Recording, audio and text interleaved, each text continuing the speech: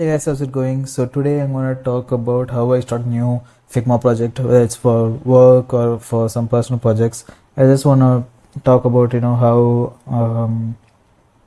I kickstart everything with a template or design system or things like that. So let's look at this. For example, this is a personal project. So when I was starting a project, I need all the colors, variables, the avatars and everything. So most of the projects share this, the components, the design system. So everything I start with, if I had something like this already set up, the design system, the assets and everything already set up, it will be way faster for even the creativity to flow. So imagine when I started a new project for work or anything personal. I don't click on new design file. I click on new design file for like creating icons or creating some illustration or doing something just for like personal or something in scratch. But most of the time I go to my community page because I've published a resource there. So I'll go to my page, and here you'll find the Tailwind CSS unofficial design system. So I published this and I've maintained it with the Tailwind CSS design system. So if you don't know Tailwind, it's what most of the front-end developers use, and obviously when I'm doing front-end also I'll use Tailwind CSS. It's very versatile and easy to use in front-end, and it has a good design system in it with the colors and everything. So it's a very good design system. So in this file I have everything, the colors, the spacing, blurs, shadows, typography, max grids, some cursors, things like that. So when I'm starting a new project, I mostly go with this. Even if the project is not gonna use Tailwind CSS, I still get use from this. Most of them, if they're not using Tailwind CSS, the developers I work for just go with like raw CSS, which they use and adapt, and this has like good starting point design system, which even raw CSS would be helpful there. Otherwise, and so but Tailwind CSS doesn't have any components like buttons, models, things like that, data tables. Tailwind CSS doesn't have that. That's why I created mine IOI. So for any web project, I usually just clone this. So this has lots of components from Tailwind CSS and Shadcn. So Tailwind CSS, it has all the design system and the thing that we talked about.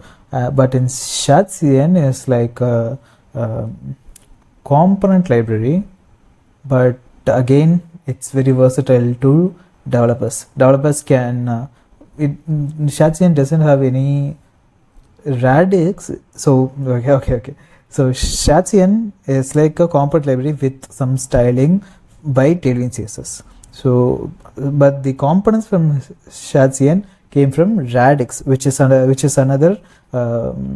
which is the main component library, but that doesn't have any styles. So Shadcn combines Tailwind CSS and radix to give us our styled components, but it's very versatile. The developers can go and change it to how whatever they want, and they have full control over this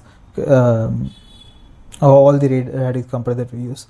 So yeah, so that's why we are right here. So if you clone this, you will get something like, let me open up that. I say clone, but that's developer's language. So you could just copy this or duplicate this.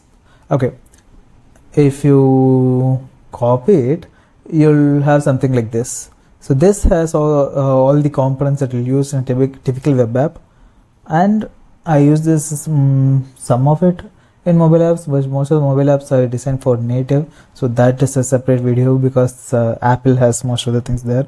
But yeah, so for web, I start with this. I go in, I can edit anything I want. It's fully themed, so if I want to change a border for everything, calendar, context menu, data table. So I can just go in and if I have to change primary color, which is blue now, so you can see blue here, here, here. So if you want to change the primary color, you can just go here and change it to something else you want. So if you want to change it to like indigo, that's all. So changed everywhere. So yeah, it's that simple. And it has the same design system from Tailwind. All your text styles, color styles, effects, shadows, blur, everything's here, even max widths here. So let's see here. Yeah, all the max width that we should have, everything's here. And when you go to variables, it obviously has theme, spacing, breakpoints, radiuses, border widths, and it's all mapped to. So for example, the border width, you can only use it to change the stroke. So that's basically a border. So it's all mapped to the correct point. So it's not shown everywhere. Only on strokes you can see the border with variables, max width, opacity, everything, and some font families too. So these are all from Tailwind CSS. So your developers will immediately know what's happening. So if they see something like font family sans and font weight medium, or text SM light, they can just simply use this anywhere they want.